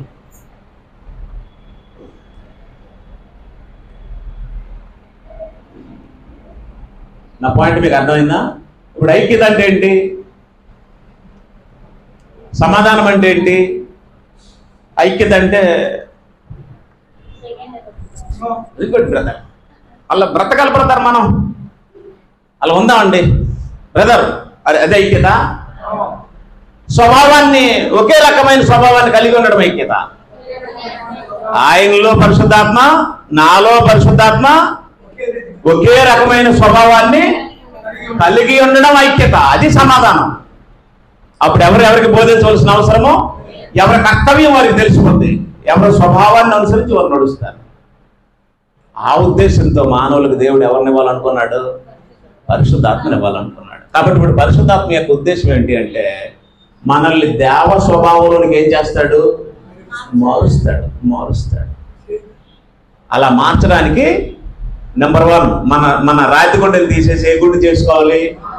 మాంసపు గుండె చేసుకోవాలి. కఠినంగా ఉండకండి, కఠినంగా మాట్లాడకండి, కఠినంగా దూషించకండి, బూతు మాట్లాడకండి, విమర్శ మాట్లాడకండి, ఈర్ష్య మాట్లాడకండి, ఎదుటి వ్యక్తి బాధపడే మాటలు మీ నోటంట రానీకండి.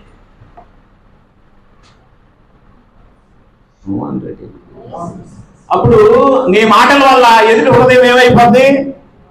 మళ్ళీ రాయి అయిపోద్ది. నేను ఎంత మారుదాం అనుకున్నా సరే ఈ సమాజం, ఇంట్లో వాళ్ళు నన్ను మారినవారు వీళ్ళ దగ్గర నిలబడకూడదని మళ్ళీ హృదయం ఏమైపోద్ది?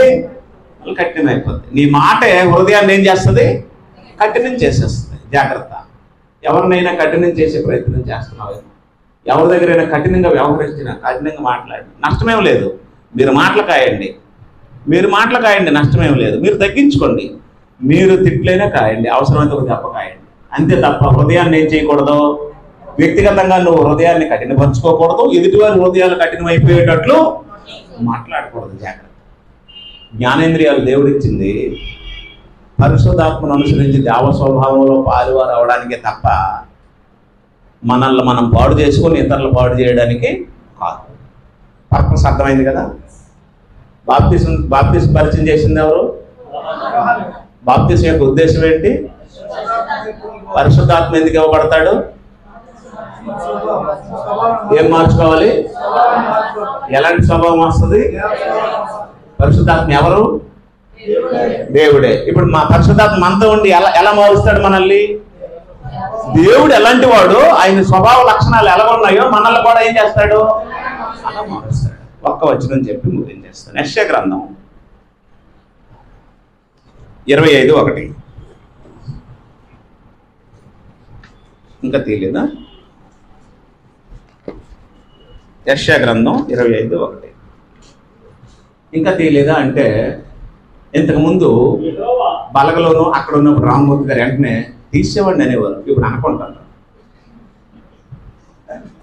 యెహోవా నీవే నా దేవుడు,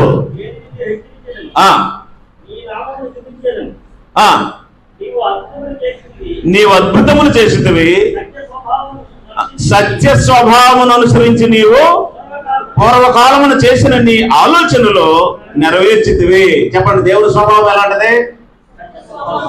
దేవుని స్వభావం ఎలాంటిదే? సత్యమే ఆయన స్వభావం. అబద్ధానికి దేవునికి సంబంధం లేదు.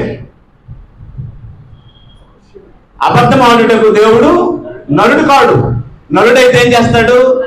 అబద్ధం ఆడుతాడు. ఎక్కడ నేర్చుకున్నావు? మీ అమ్మ నేర్పింది, మీ నాన్న నేర్పాడు, సమాజం నేర్పింది, ఎవడో ఫ్రెండ్ నేర్పాడు. నా పక్కనే నా కారులోనే కూర్చొని విజయనగరంలో బయలుదేరి నెల్లిమర్లకి విజయనగరంకి మధ్యలోకి వస్తున్న టైంలో ఫ్రంట్ సీట్లో కూర్చున్న మనిషి ఎక్కడ ఉన్నారో అని ఫ్రెండ్ ఫోన్ చేస్తే గరువులో ఉన్నాను అనేసాడు. మీరు ఇప్పుడు అనలేదా? ఎక్కడ ఉన్నావు అంటే ఇక్కడ, ఏటెళ్ళెవరంటే ఇల్లీటే, ఎప్పుడు అనలేదా? అనలేదంటే నేను నమ్మను, నేనే అన్నాను, మీరేది కాదు. ఇప్పుడు కాదు, మన స్వభావం మారినప్పుడు. ఇప్పుడు నేను అలా చెప్పను. నేను వస్తున్నప్పుడు లేట్ అయితే లోకేశ్వరరావు గారు ఫోన్ చేస్తారు, సార్ ఎంతవరకు వచ్చారు?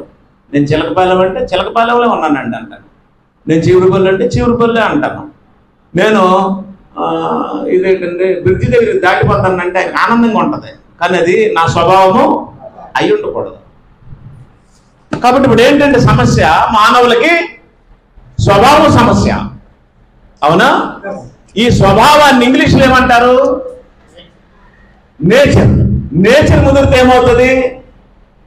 క్యారెక్టర్. క్యారెక్టర్ లేకపోతే ఏమవుతుంది? క్యారెక్టర్ అంటే వ్యక్తిత్వం. వ్యక్తిత్వం లేకపోతే ఏమవుతాడు? దేవుని కుమారుడు కాడు. దేవుని కుమారుడు కాకపోతే దేవుని రాజ్యానికి వారసుడు అవుతాడు. కుమారుడే కదా వారసుడు. కుమారుడు అయితే డెఫినెట్ గా ఏముండాలి? తండ్రి లక్షణాలు ఉండాలి. కుమారుడైతే ఎవరి లక్షణాలు ఉండాలి? నువ్వు దేవునికి పుట్టి దేవునిలా బిహేవ్ చేయకుండా, నువ్వు దేవునికి పుట్టి దేవునిలా ప్రవర్తించకుండా, నువ్వు దేవునికి పుట్టి దేవుని యొక్క స్వభావం లేకుండా దేవుని రాజ్యానికి వెళ్ళగలుగుతావు? నాకు పుట్టినటువంటి బిడ్డకి పక్కింటి లక్షణాలు వస్తే నాకు కోపం వస్తుందా రాదా? చెప్పండి. నా కొడుకుకి నా లక్షణాలు, నా మాటలు, నా తీరి రాకుండా ఎవడో పక్కింటోడో పొరిగింటోడో లక్షణాలు మా ఇంట్లో ప్రదర్శించి ఆడిలాగా మాట్లాడి ఆడిలాగా యాక్షన్లు చేస్తే తండ్రిగా మన కోపం వస్తుందా రాదా? ఎవడరా నువ్వు, ఎవడకు పుట్టేవరా నువ్వు, పిచ్చి పిచ్చి వేషాలు వేస్తున్నావురా, తొక్క తీసేస్తాను, తోలు తీసేస్తాను అంటాం కదా. మనకి పుట్టిన మన పిల్లలకే మన తీరి రానప్పుడు మనం బాధపడితే మరి దేవుని నమ్ముకుని దేవుని లక్షణాలు రాకపోతే దేవుడి దగ్గరికి వెళ్తాం. ఇక్కడ నష్టపోయేది, లాస్ అయిపోయేది దేవుడు కాదు, స్వభావం మారినాలే. కాబట్టి దేవుడు ఏం చెప్పాడు అంటే, నేను పరిశుద్ధుడినై ఉన్నాను కనుక మీరు ఎలాగొండాలి? పరిశుద్ధులుగా ఉండాలి. ఎలా వస్తుంది పరిశుద్ధత? పరిశుద్ధత అంటే అర్థం తెలియదు. ఇప్పుడు అది పెద్ద సమస్య కదా. పరిశుద్ధత అనే పదం తెలియడం వేరు, పరిశుద్ధత అంటే దాని భావం తెలియడం వేరు, దాని అర్థం తెలియడం వేరు, దాని తాత్పర్యం తెలియడం వేరు, ఆ పరిశుద్ధత ఉద్దేశం తెలియడం వేరు. మీరు యూట్యూబ్లో కూడా చూసుకోండి, వందల లెసన్లు వస్తాయి. ఒక్క డెఫినేషన్ కూడా పరిశుద్ధతకి బైబిల్కి అనుగుణంగా ఉండదు. మీరు 100 డిక్షనరీలు చూడండి, బైబిల్లో నెట్లో కొట్టండి, డిక్షనరీలో హోలీనెస్ అని కొట్టండి, రకరకాలైనటువంటి వస్తాయి. బైబిల్కి రిలేటెడ్గా ఏమీ రావు. ఎందుకంటే మనకు తెలియదు కాబట్టి వాళ్ళు చెప్పింది నిజమని మనం నమ్మేస్తాం. ఇదే కాదు పరిశుద్ధత అంటే. దేవుడు చెప్పాడు, నేనేమై ఉన్నాను, నేను పరిశుద్ధంగా ఉన్నాను కాబట్టి మీరు కూడా ఎలా ఉండాలి? పరిశుద్ధంగా ఉండాలి. మీరు పరిశుద్ధంగా ఉండాలంటే ఎవరుంటే పరిశుద్ధాత్మ వస్తాడు? ఎవరుంటే పరిశుద్ధత వస్తుంది? పరిశుద్ధాత్మ ఉంటే పరిశుద్ధత వస్తుంది. ఆ పరిశుద్ధత వస్తేనే క్యారెక్టర్, ఆ పరిశుద్ధత వస్తేనే నీ వ్యక్తిత్వం ఉంటుంది. అంటే సంపూర్ణంగా శరీర సంబంధిని ఆత్మ సంబంధిగా మార్చి క్యారెక్టర్ లేని మనిషిని క్యారెక్టర్ గల వ్యక్తిగా తీర్చిదిద్ది, దేవ స్వభావం లేని వ్యక్తికి దేవుని యొక్క స్వభావ లక్షణాలు అభ్యసింపజేయడానికి నీ దేహంలోనికి వచ్చే పరలోకపు గెస్ట్, నీ దేహంలోనికి దేవుడి తరపున వచ్చే వ్యక్తి, నీ దేహంలోనికి పరలోకము నుండి వచ్చి నివసించడానికి ఇష్టపడిన వ్యక్తి పరిశుద్ధాత్మ. ఆయన ఈ 4వ హృదయంలో చేయాలి ఈ హృదయాలన్నింటినీ. అప్పుడు ఇవి అన్నీ ఏమవుతాయి? అది ఏకత్వం అంటే, అది ఐక్యత అంటే, అది సమాధానం అంటే. అంతే తప్ప సెకండ్లు ఇచ్చుకోవడము, ముద్దులు ఎట్టుకోవడము, మనిషిని మనిషి కౌగులించుకోవడము, ఏంటది ఇష్టం ఉంటే ఒకలాగా మాట్లాడుకోవడము, ఇష్టం లేకపోతే మరొకలాగా మాట్లాడుకోవడము, ముందున్నప్పుడు ఒకలా మాట్లాడటము, వెనక్కి వెళ్ళిపోయినప్పుడు మరొకలాగా మాట్లాడటము, కడుపు నిండా తిన్నప్పుడు ఒకలాగా ఉండడము, డబ్బులు లేనప్పుడు ఒకలాగా ఉండడము, ఇవి శరీర సంబంధుల యొక్క లక్షణాలు. ఇవి ఎవరి లక్షణాలు? పౌలేమంటాడంటే, నేను ఆకలితో ఉండడం తెలుసు, సమృద్ధిగా ఉండడం తెలుసు, నాకు శ్రమలు తెలుసు, కష్టాలు తెలుసు, సుఖము తెలుసు, బాధలు తెలుసు, అయినా నేను అన్ని వేళల్లో ఒకలాగే ఉన్నాను అన్నాడు. ఆ వాతావరణం పరిశుద్ధాత్మలో వస్తుంది. ఆ పాయింట్ మీకు అర్థమైందా? ఇప్పుడు ఈ పరిశుద్ధాత్మ అనే వరము బాప్తిస్మం పొందినప్పుడు దేహంలోకి వస్తాడు కదా. ఎందుకు వస్తాడు? భాషలు మాట్లాడించడానిక, డ్యాన్స్లు వేయించడానిక, కిందను దోసేయడానిక, పిచ్చి పిచ్చి వేషాలు వేయడానిక? నో నో నో అనండి. భాషలు మాట్లాడించడానిక, కిందను దోసేయడానిక, పిచ్చి పిచ్చి వేషాలు వేయడానిక, పరిశుద్ధత నాకు తెలుసు నో, అది కూడా నో అని. అందుకే అనుమానాన్ని మరి అక్కడ కూడా నో అనేసారు మీరు అలవాట్లు. మన స్వభావాన్ని మార్చినోడు ఈ లోకంలో ఎవడో. మీరు ఎవరితో స్నేహం చేయండి, ఎవరితో ఫ్రెండ్షిప్ చేయండి, మీరు ఎవరితో ఫెలోషిప్ చేయండి, మీ స్వభావం మారుతుందా? మారితే వాళ్ళలాగా మారుతుంది అంతే తప్ప ఎవరిలాగా మారదు? దేవుడిలాగా దేవుడిలాగా మారాలంటే నీలో ఎవరు ఉండాలి? దేవుడే ఉండాలి. అవునా? అప్పుడు దేవుడే నీలోకి ఎవరిని పంపించాడు? దేవుడైన పరిశుద్ధాత్మను పంపించాడు. ఆయన వచ్చినా నువ్వు మారలేదంటే నరకం తప్ప మరి వేరే మార్గం లేదు నాకు. అవునా? అంటే నువ్వు చెప్పాడండి చాలా విషయాలు. తల్లినైనా, తండ్రినైనా, అన్నదమ్ములైనా, అక్క చెల్లెళ్ళైనా, భూములనైనా, ఇండ్లనైనా, కడకు నీ కడుపును పుట్టిన పిల్లలైనా, నీ ప్రాణాన్నైనా నాకంటే ఎక్కువగా ప్రేమించబడిన నా పాత్రుడు. ఇది ప్రేమించవలసింది. ఇది ఈ వస్తువును ప్రేమించాలి. ఇందులో ఉండే పదార్థాన్ని, నిత్య జీవాన్ని ఇచ్చే వాక్యం అనే పదార్థాన్ని ప్రేమించాలి. దీన్ని మించింది ఇంకొకటి లేదు. నువ్వు ఎక్కడికి వెళ్ళినా ఇది నీతో ఉండాలి. దీన్ని పట్టుకున్నోడు చరిత్రలో చెడిపోయినట్టు ఎక్కడ ఎక్కడ ఎక్కడ ఎక్కడ లేదు. కొంతమంది సిగ్గుపడి బైబిల్ తేరం, కొంతమంది సిగ్గుపడి ఎవరైనా బైబిల్ ఎందుకని బరువుగా ఉంటుందని కొంతమంది స్టైల్గా చేతులు ఊరుకొని వస్తుంటారు కదా. నో, నీకు బండి ఉంటే బండిలో బైబిల్ ఉండాలి, కారు ఉంటే కారులో బైబిల్ ఉండాలి, బ్యాగ్ ఉంటే బ్యాగ్లో బైబిల్ ఉండాలి, నీ ఇంట్లో బైబిల్ ఉండాలి. నువ్వు ఎక్కడికి వెళ్ళినా సరే డెఫినెట్గా ఏముండాలి? నువ్వు దేన్ని చూసి సిగ్గుపడుతున్నావో ఆ లోకం నిన్ను రక్షించదు, నీ వెనకాల రాదు. ఇది మాత్రమే నేను రక్షిస్తాను. డబ్బులు లేకపోయినా పర్వాలేదు కానీ మన చేతిలో ఏమి ఉండాలి? ఎందుకంటే పరిశుద్ధాత్మ రాయించిన బైబిల్. నేను ఒక విషయం చెప్పాను. మన బుద్ధులు ఇవి, మన స్వభావాలు ఇవి. మానవాత్మ గలవారంగా మనం పుట్టాం. బాప్తిస్మం పొందడంలో గల ఉద్దేశం పరిశుద్ధాత్మ ఇచ్చాడు. పరిశుద్ధాత్మ వచ్చి మానవాత్మతో ఏం చేస్తాడు? సహవాసం చేస్తాడు. మారాలక్కర్లేదా? మారేమో లేదో చెక్ చేసుకోండి. రేపు పరలోకం వెళ్ళాలనుకుంటే మాత్రం మీ ఆయన కోసం మారిపో, నీ కోసం మారు. ఎందుకంటే మీ ఆయన నేను తీసుకెళ్తాడు.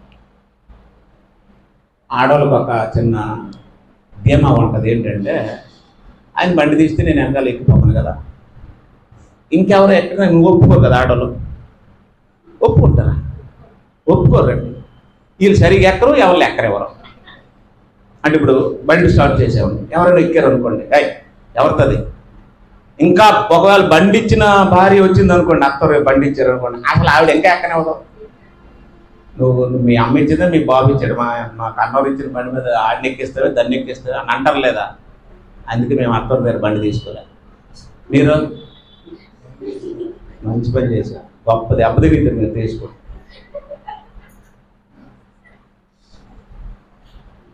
కోటేశ్వర గారు మీరు తీసుకొని రండి. అత్తరు బండి ఇచ్చే రేటు మీకు బైక్, మాస్టర్ గారు మీకు ఇవ్వలేదు. మన మాట కాయవలసిన పని లేదు. మీకు సార్ మరి సమస్య లేదు. అంటే నేను కొన్న బండి మీద కూర్చున్న మా ఆవిడ తేలే. నేను కొన్న బండి మీద ఇంకెవరైనా కూర్చున్నా సరే అది కూర్చుంది ఏంటి ఆవిడ ఎక్కించమంటారు లేదా, అది ఆవిడే బండి తెచ్చి ఇంకెలాగుంటుంది పరిస్థితి చూడండి. రైట్. నా పాయింట్ ఏంటంటే మా ఆయన బండి నా బండి, మా ఆయన స్టార్ట్ చేస్తే నేను ఎక్కుతాను అన్నదేమో ఉంటుందా లేదా? ఉండదా? పరలోకం వాళ్ళకి వెళ్ళరు తెలుసా మీకు? మా ఆయన వెళ్తాడు, ఇలాగ 1 అడుగు వేస్తాడు, 2 అడుగులు వేస్తాడు, 3 అడుగులు వేస్తాడు. అప్పుడు నేను ఎన్ని పనికిమాల పనులు చేసినా, రాక్షసులాగా ఇంట్లో ఉన్నా, దెయ్యంలాగా మాట్లాడినా, పిల్లలు బాగా చేసినా, మా ఆయన అడుగులో అడుగు వేసుకుని ఈ అడుగులో అడుగు వేసుకుని వెళ్ళిపోతారు. అడుగులో అడుగులు వేసుకొని. మరి మీ ఆయన కదా ముందు వెళ్తున్నాడు. పోనీ ఆయన కాదు ఆవిడ అనుకోండి, ఆవిడ భక్తిగా ఉందనుకోండి, ఆయన వెళ్ళిపోతాడా? మా ఆవిడ ప్రార్థనలే నన్ను రక్షిస్తాయి, మా ఆవిడే నన్ను తీసుకెళ్ళిపోతుంది, నేను ఎంత ప్రార్థన అయినా సరే దాన్ని చెంగొట్టుకుని అలాగ నేను వెళ్ళిపోతాను. వెళ్ళిపోతారా?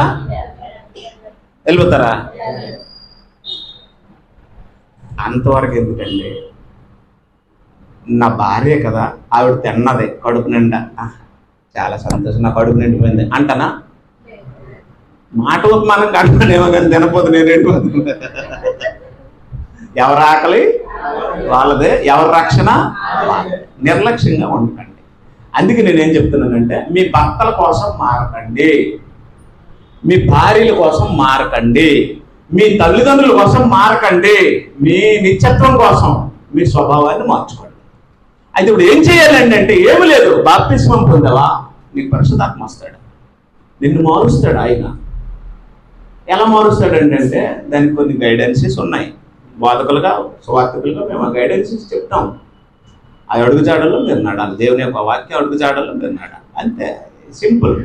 ఇదేం డబ్బు ధనము వెండి ఇవ్వాల్సిన అవసరము లేదు. రెండోది చిలకలేని పట్టుకొని చుట్టూ పెళ్లిపేటల మీద నడిచినట్టు పరలోకం వెళ్ళిపోయేది కాదు, బండికి వెళ్ళిపోయేది కాదు. ఎవరి రక్షణను వారే ఇంత అన్యోన్యంగా ఉంటారు మీరిద్దరు భార్య భర్త. మళ్ళీ అక్కడికి వెళ్ళే టైంలోనూ మళ్ళీ దేవుడు విడగొట్టేస్తాడు. అక్కడ మొహమాట ఉండదు దేవుడికి. ఇప్పుడు నా భార్య బాగా విశ్వాసం కలిగి నీతిగా యథార్థంగా బ్రతికెళ్తున్నప్పుడు చిలకలే నీవా ఎందుకని మంచిదాన్ని ఇలాగ అన్నాం అనుకోండి, యేసు ప్రభు ఏం చేస్తాడు? వదిలే దేని చిలకలేని పెట్టుకుంటున్నాడు కానీ అని వెంటనే ఏం చేస్తాడు? కట్టేసేస్తాడు, ఆయన తెంపేస్తాడు. శారీరకంగా పెళ్ళి పిల్లల వరకే, పరలోకానికి ఎవరి విశ్వాసము. కాబట్టి మారండి, మారకపోతే వల్ల కాదు. మారితేనే బతుకు, మారితేనే నిత్యత్వం, మారితేనే. మారడం అంటే ఏంటంటే జోకాలు తీసేయడము, ముక్కు పుల్లలు తీసేయడము, చెప్పులు తీసేయడము, తెల్లబట్టలు వేసేయడము, బుర్రపుల్లుగా ఆవుదూ రాసేయడము, దీనుల్లాగా ఇలాగా కళ్ళు తేలేయడము. మారండమ్మా, మీరు మారారా? ఇది కాదు. మారడం అంటే ఏంటి? అంతరంగా స్వభావం మారడం అంటే అది. నువ్వే బట్టలు వేసుకుంటావు వేసుకో, నువ్వే చెప్పులు వేసుకుంటావో వేసుకో, నువ్వే అన్నం తింటావో తిను, నీకు నచ్చిన బిర్యానీ తింటావో తిను, నీ ఇష్టం. అది మారడం అంటే అది శరీరానికి సంబంధించింది. అవి వేషాలు వేయడం అండి. అవేంటవి? సిస్టర్ అంటే అప్పుడు అబ్బా ఎంత పవిత్రుడు, ఎంత నీట్గా ఉన్నాడు అనుకుంటున్నారు లేదా? ఈ డైలాగ్కి సంబంధించింది మార్పు. అంతరంగ స్వభావాన్ని మార్చుకోవాలి, అంతరంగ స్వభావాన్ని మార్చుకోవాలి. తెల్ల బట్టలు వేస్తే మారిపోయినట్టు కాదు, తలకు నిండా స్నానం చేసి దీనంగా కళ్ళు పెడితే మారిపోయినట్టు కాదు. వేషాలు అవి, వేషాలు. నెక్స్ట్ పార్ట్ వచ్చే ఆదివారం మాట్లాడారు. మీ అందరికీ వందనాలు.